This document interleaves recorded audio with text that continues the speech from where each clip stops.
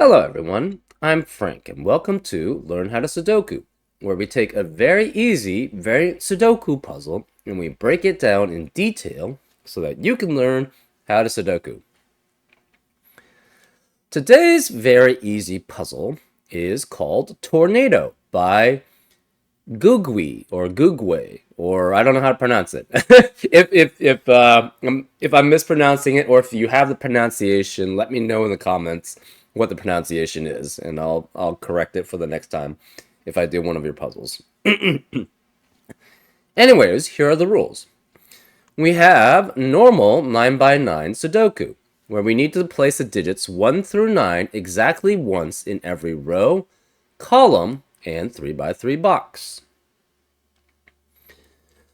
We have thermometers, where there are filled circles in the grid with connected thick lines called thermometers. Yes, that is what these are.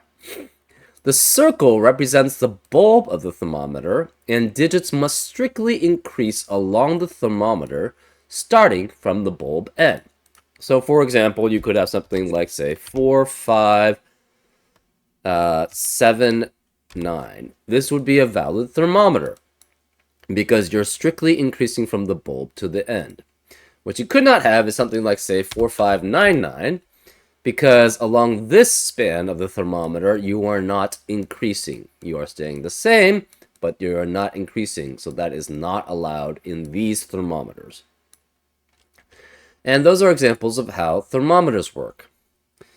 And then we finally have quadruples, where there are circles in the grid which occupy the corners between some cells called quadruples. Yes, that is what a quadruple is. Digits inside the circle must appear at least once in the cells touching them. So that means in the 4 cells surrounding a quadruple circle, around this quadruple circle, you must have a 3 in one of the 4 surrounding cells. You must have a 5 in one of the 4 surrounding cells. You must have a 7 in one of the 4 surrounding cells. And you must have a 9 in one of the 4 surrounding cells. That should tell you some information. And those are all the rules. If you'd like to play along, there's going to be a link in the description. And now, I'm going to get started. Let's learn how to Sudoku. Okay, so the reason why I actually picked this puzzle is because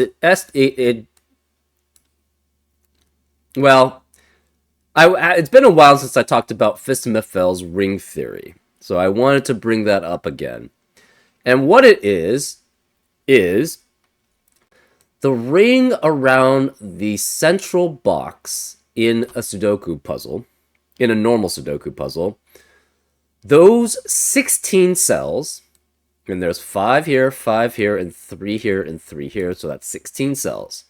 They are exactly the same digits as the cells that are in the 2 by 2 corners of the grid, which would be here, here, here, and here. So these cells are exactly the same digits that the digits in those cells are exactly the same digits as the digits in these cells. That's Fistmeffel's ring theory, and the proof of this is very simple, actually. But when it first came out, that we found about it, it was like sort of groundbreaking. It was just like, oh, this is so brilliant. Oh, now it's just sort of accepted.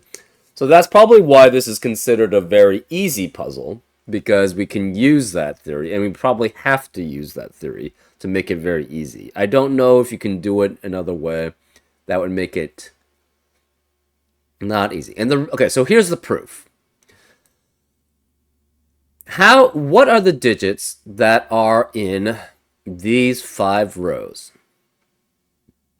They have to be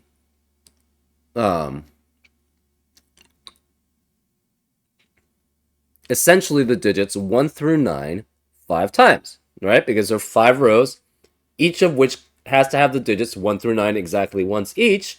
So it's obviously the digits 1 through 9 5 times. What happens if you cut out the central box? Well, that's removing one set of the digits 1 through 9, right? So therefore, you know the remaining green spots is 4 sets of the digits 1 through 9, right? We had 5, and we removed one set of the digits 1 through 9, because the central box also must have the digits 1 through 9 exactly once each. So that gives you 4 left in the green space. Well, let's take a look at columns 1 and 2 and columns 8 and 9. How many cells, what are the digits in columns 1 and 2 and columns 8 and 9 combined? It's obviously 4 sets of the digits 1 through 9. So you have 4 sets of the digits of 1 through 9 in the green space and 4 sets of the digits 1 through 9 in the orange spaces. So what if we removed all the cells that were contained in both the green space and the orange space? That means we're going to, whatever these digits are, we remove them from the set of green cells, and we remove them from the set of the orange cells. That means, and again, the green cells right now are 4 sets of the digits 1 through 9. The orange sets, the cells in the digits in the orange set must also be 4 sets of the digits 1 through 9. So if we remove all the ones that are in common between those sets, that means the remaining sets must be exactly the same digits, because they are exactly 4 sets of the digits 1 through 9 and subtracting out the ones in common. So say this is like A through J here, and this is K through T, I guess. Whatever those digits are, they're removed from both sets of 4 sets of 1 through 9, which leaves the central ring around here, around the central box, having exactly the same digits as the 4 2x2 corners of the grid. And that's why, you know, Fistman's ring theory works, because it's basic just logic, right? It's just induced. This is a proof of it. So you know all the digits around the corners must equal the same as these cells that are ringing around the central box, which is why it's called Fistman's ring theory. Well, in quads, if you have 4 digits in a quad, around in a quad circle, you know, obviously, each of those 4 digits must be in a cell surrounding that quad.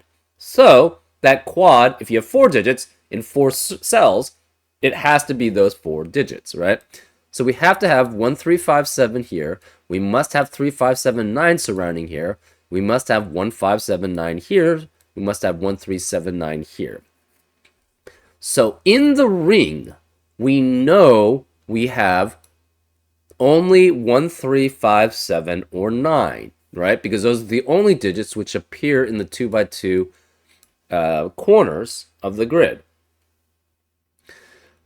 That means this digit cannot be any of the digits that are in this surrounding this quad, right? Because we have a 1 3 5 7 quadruple in that box. So this can't be 1 3 5 7, but we know only the odd digits are in these cells here because of the Fistman's ring theory. So this must be a 9. So this is 9. This is the digit that's not in one of these 4 cells. So it must be 5. Sorry, the odd digit that's in one of those 4 cells. This again cannot be one of the 4 digits in these odd cells. So this is 3. This cannot be one of the 4 cells digits that's in or surrounding this quad here, so this is 1. And again, they have to be odd because of Fistman's ring theory, and the only digits in the corners are odd. So this is 5. These are all odd digits. So this digit must be an odd, which is less than 5, but is greater than another digit, so that makes this 3. This is less than 3, so this must be 1. And between them must be 2 to be a valid thermometer. That leaves this as a 7. This is an odd digit. Okay, so that doesn't help there. We have 579 remaining in this Fistamafel ring. So the even digits now are 2, 4, 6, and 8 surrounding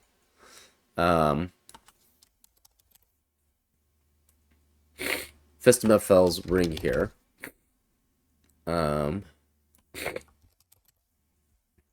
Let's see.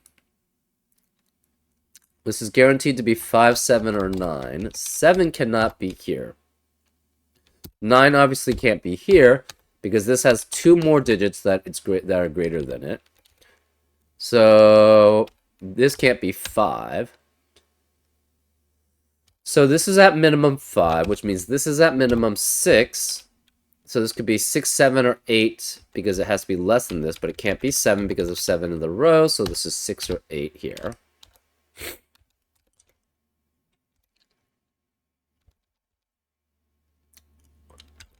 We need a 1 in row 7. Cannot be here because it has 3 that it's supposed to be greater than. Same with this, so this must be 1 here. So this is 1. We have 7 and 9 remaining in row 7. 7 is less than 9, so this one has to be greater. So this is 9, that's 7, which makes this 8 in between. This 8 eliminates 8 here, so that's 6. 6 has to be greater than 5, which makes this 9, which makes that 7. And the remaining digits in row 3 have to be 3, 5, 7. This can't be 7, it's 3 or 5. 3, 5, or 7. And this has to be greater than this digit, so this is 5 or 7. This must be greater than 3, so it's at least 4. And it must be less than 7, so it's at most 6. Can't be 6, though. Can't be 5, so this is 4 here. Since this is 4, that forces this to be 3, to be less than it. You cannot have 3 here. Where is 1 in the surroundings in these cells? Actually, where is 7? That's we have 4 7s guaranteed. In this central box, 7 can't be here, can't be here, can't be here, because of 7's in the rows and column, and can't be here, so it must be here.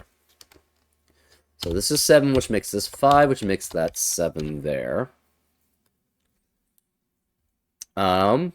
Now we have 1, 3. 3 cannot be here or here, so where's 3 in the central box? It's here. We have 1, 5, and 9. 5 can't be here and here, so that's 5. 1 can't be here, so this is 9, which makes this 1. Okay.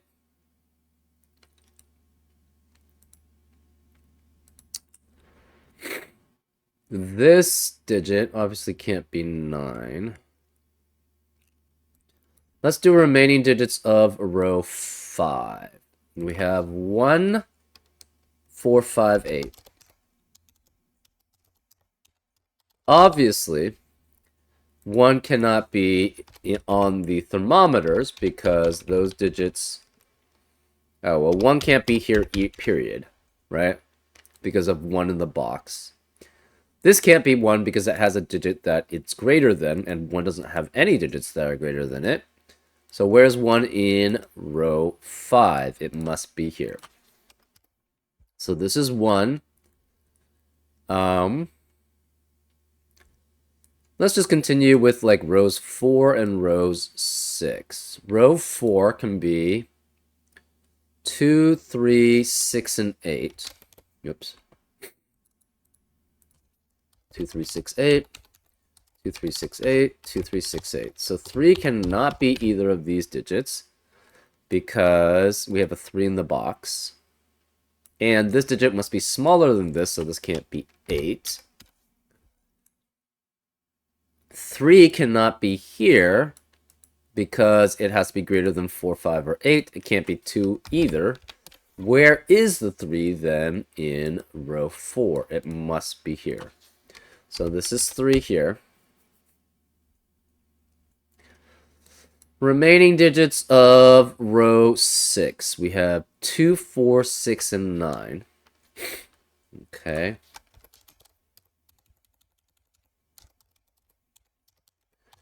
Obviously, 9 cannot be here.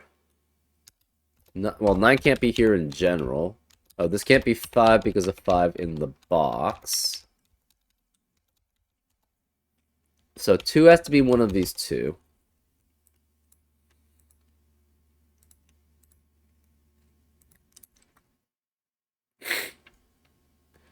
Therefore 2 cannot be here. This digit, it must be greater than this, and if it's 4, it's not going to be.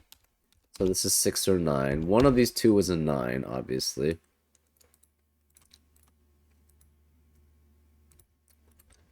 Okay.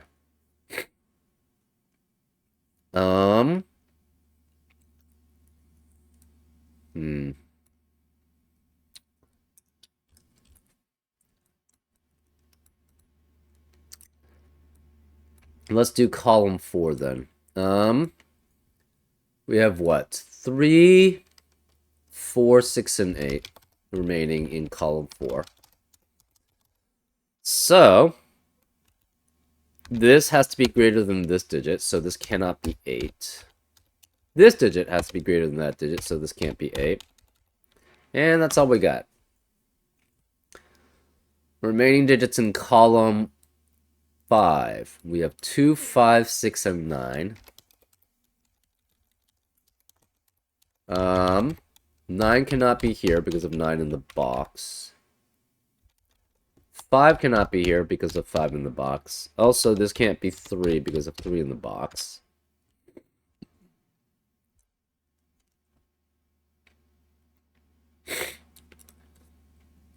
This digit is less than 2, 4, or 6, so this is 1 or 3. Remaining digits in column 6 are 1, 2, 4, or 8. Okay. This can't be 1 here, so 2, 4, 8 here. Again, this digit must be greater than that, so this can't be 8. This digit cannot be greater, it has to be greater than that, so this can't be 2 here.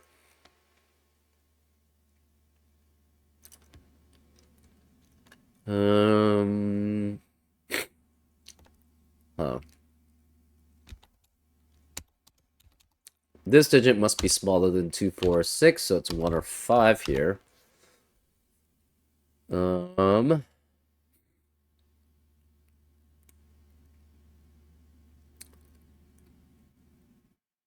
This can't be 8. If this were 8, this digit is not smaller than it would be 6.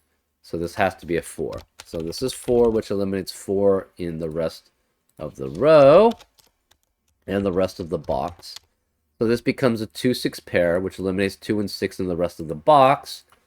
So this is 8 in the rest of the row. So this can't be 6. This is 9. Can't be 6 or 9. It's 4. So no 8 here. This 4 eliminates 4 here and here. This can't be 4 because of 4 in the column. This can't be 8 because of 8 in the column. No 8, no 4. Okay. This can't be 1 or 2 because it must be greater than this digit here. This can't be 8 then. So where's 1 in column 6? It has to be here. Where's 2 in column 6? It must be here. So that eliminates 2 here. So this becomes a 5, 6 pair, which eliminates 5 and 6 in the rest of the box and column. So this can't be 6. This is 2 and 9. This digit must be smaller than 2, 4, or 6, so it's 3 or 5. Well, can't be 3 because of 3 in the column, so this is 5 here, which forces this to be 6 and this to be 8. 5 eliminates 5 here, so it's 1. This 8 forces this not to be 8 here. This is 4, and this must be smaller than that, so it's 2. So there's no 2 here. There's no 2 or 4 here. That makes this 6. This 1 eliminates 1 here, so this is 3. 3, 6, which this cell is greater than 6, so this is 8, which makes this 3. No 2 or 6 here. No 6 or 6 here. This can't be 8. This can't be 6 because of 8 and 6 in the row. So this must be 4. 4 is greater than only 2 out of 2 and 4. So this is 2. 2 eliminates 2 here, so it's 9 and 2. This digit is smaller than 2 and must be a 1. So no more 2's here. No more 2 here. No, this can't be 6 either. Where is 6 in row 2? It has to be here. So this is 6. This 6 eliminates 6 here, so it's 5, which makes this 6. So this can't be 6 here. Remaining digits of row 9 are 7 and 9. This can't be 9 because of 9 in the column, so this is 7, which forces this to be 9. That leaves this as a 5-7 pair. 5 can't be here because of 5 in the column. So this is 7, this is 5. Neither of these can be 2 here. That leaves the remaining digits in row 8 are as 1 and 9. 1 can't be here because of 1 in the column. So this is 9, which makes this 1. 7 in this upper left-hand box cannot be here because of 7 in the column. So 7 has to be here to surround this quad. That eliminates 7 here. So where's 7 in surrounding this quad here? It must be here. So this is 7. We have 2, 4, and 6 remaining in column 9. That leaves this as a 3 and this as a 9, which makes this a 5 and this a 3 here. Okay. This 5 eliminates 5 here, so this is 8, which makes this 5. 5 is greater than only 2 out of 2 or 6. So this is 2, which makes this 6. 2 eliminates 2 here. And this can't be 6 anymore because of 6 in the box. So where is the 2 in this lower left-hand box? It must be here. So this is 2. 6 eliminates 6 here, so it's 8. Which eliminates 8 here, so it's 4. So that makes this not 4. That's 8, which eliminates 8 here. So that's 2, which makes this 4. This can't be 4 or 8. It's 6. 8 eliminates 8 here, so it's 4, which eliminates 4 here. So it's 6. That means this can't be 6. That's 2, which makes that 6, which eliminates 6 here. So it's 8, which eliminates 8 here. So it's 4, which forces this to be an 8. And that's the solution. Yeah, pretty nice use of the Fistemafel's ring theory to restrict things, and then basically force these digits to be certain things, right? Because since they're all odd, you have to be, this digit has to be the missing odd digit that's not surrounding the quad. And then with the thermometers, it worked very well. So, yeah, very nice, very well set puzzle. Yeah, just overall very cool. I hope you enjoyed this episode of Learn How to Sudoku, and I'll see you next time on Frank Puzzles. Take care.